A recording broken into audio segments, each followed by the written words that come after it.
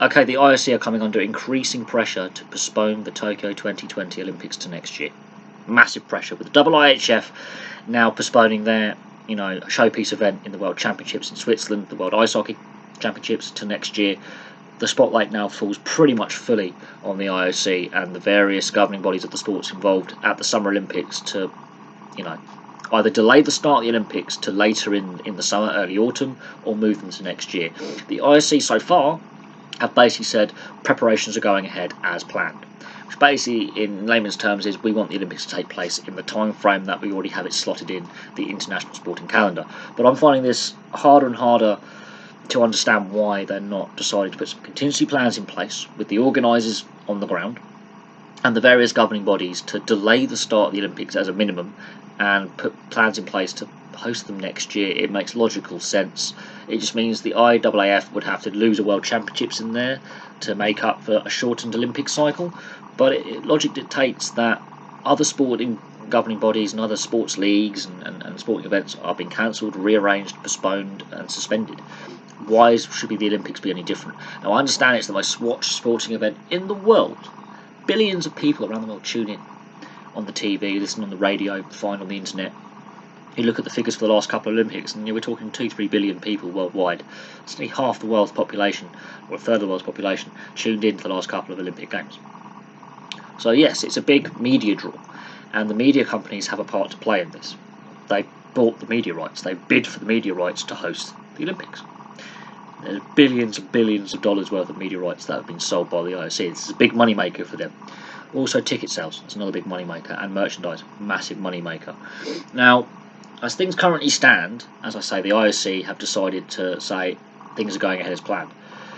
The IAAF, which is the athletics version of FIFA, haven't really been very clear on the situation either, and they're coming under criticism. And Lord Coe, Seb Coe, the famous British middle distance runner from the 70s and 80s, who is now the head of the IAAF, he's coming under a lot of criticism as well, because he can put a lot of his weight of his organisation and say to the IOC, look, if a sister organisation in global sport, the IIHF, have decided to postpone an event, I think we should go down the same route.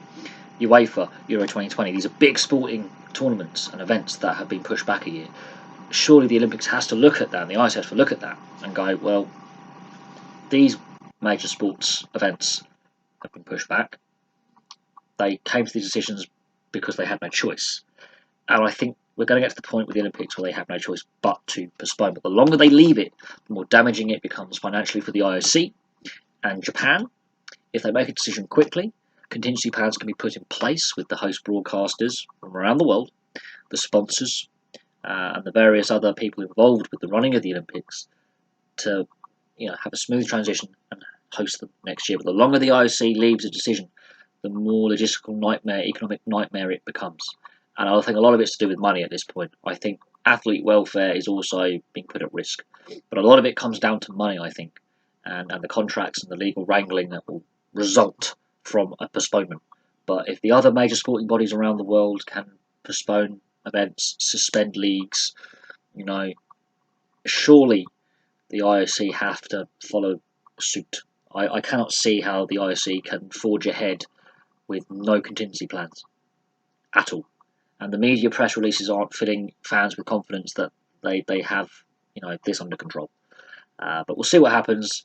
We'll wait to see if there's an announcement from the IOC about any postponement or rearranging or rescheduling. But they're saying the Olympic planning is going ahead as scheduled and things are forging ahead.